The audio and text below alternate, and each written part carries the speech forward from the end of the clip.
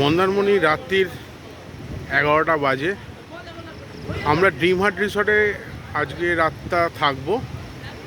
কালকে আমরা কলকাতার দিকে উদ্দেশ্যে রওনা দেবো। রাতে ড্রিম হাট রিসর্টে একটা আলাদা অনুভূতি। এই ডান দিকে দেখছেন, এগুলো হচ্ছে প্রিমিয়াম কটেজ, খুব সুন্দর কটেজগুলো। আর এই আমার পেছনে আমি যে লনটা দিয়ে হাঁটছি, এই পেছনে সমুদ্রের এখানে বসার জন্য সুন্দর ব্যবস্থা আছে।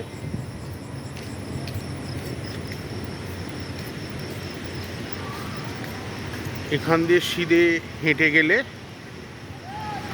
আপনাদের সুইমিং পুলটা আমি দেখাই। ওই দেখুন সুইমিং পুল, আমি সুইমিং পুলের কাছে যাচ্ছি।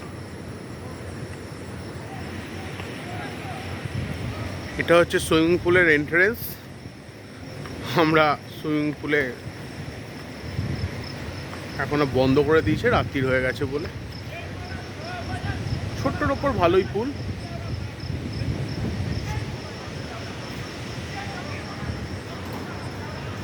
এই সুইমিং পুলের পাশ দিয়েও একটা রাস্তা আছে।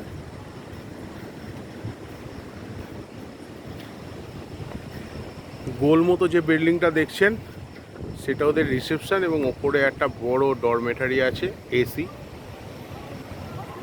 এখন এদের এখানে একটা ছোট্ট পার্কিংয়ের জায়গা করেছে, আর বড় পার্কিংটা হোটেলের পেছন দিকে আছে।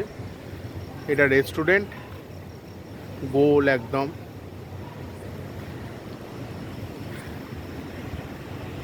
আর এই বিল্ডিংগুলোতে আমরা রয়েছি। বড় বিল্ডিং যেটা 3 তলা দেখছেন, ওই বড় বিল্ডিংয়ে আমরা রয়েছি সেকেন্ড ফ্লোরে।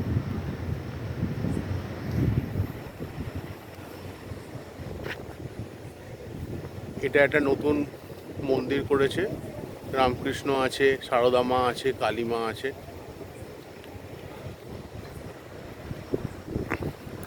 এটা একটা ছোট্ট গার্ডেন। আর ওগুলো হচ্ছে গার্ডেনের ভেতরে সব ছোট ছোট কটেজ।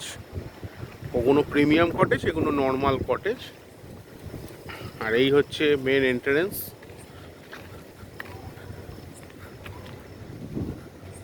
এই এন্ট্রেন্সের দিকে হাঁটছি, আপনাদের বড় পার্কিংটাও দেখিয়ে দিই। এই হচ্ছে মেন এন্ট্রেন্স। আর এই এদিকে বললাম বড় গাড়িগুলো রাখা আছে। দেখুন কি সুন্দর জায়গা রাতে হাঁটার জন্য, একদম সুন্দর। ওই দেখুন আমাদের নতুন গাড়ি ব্রেজা, বেচারা একা একা রয়েছে দুদিন ধরে। এই যে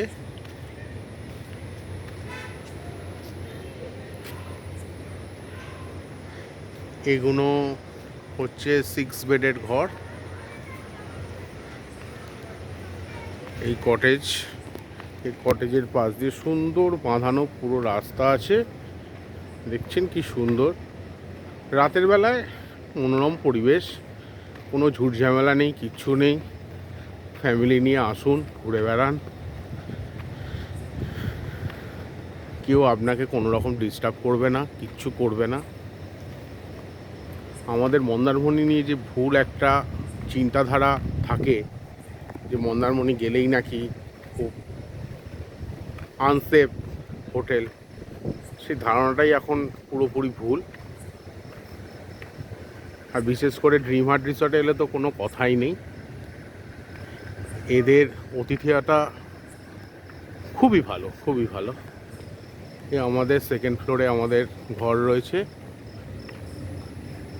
ঠিক আছে, আজকের মতো তাহলে এই অবধি। Good night.